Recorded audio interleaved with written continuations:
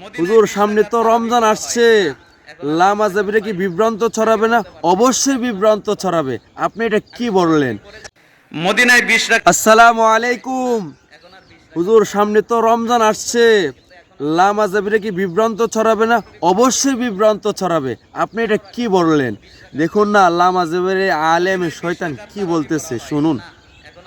মদিনায় 20 রাকাত তারাবি পড়া হয় না, এখন আর 20 রাকাত হয় না। আগে বলতে পারতেন, কিন্তু এখন আর বলতে পারবেন না।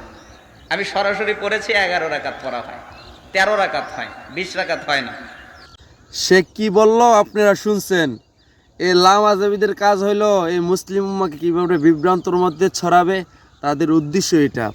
তারাবি সৌদি আরবে ক রাকাত পরে তে এটা একটা বিভ্রান্ত ছড়াইছে। সৌদি আরবে 20 টাকা তারাবি নামাজ পড়ে, আর রমজান আসলে মানুষ আবাদত বেশি করবে এটা আমরা জানি, কিন্তু তারা চায় এই মুসলিম উম্মা আবাদত কম করক, বিভ্রান্ত ছড়া। এটা হলো লামাজাবিদের কাজ। তাদেরকে সাবধান, তাদের থেকে দূরে থাকবেন মুসলিম উম্মা, আপনাদের কাছে অনুরোধ।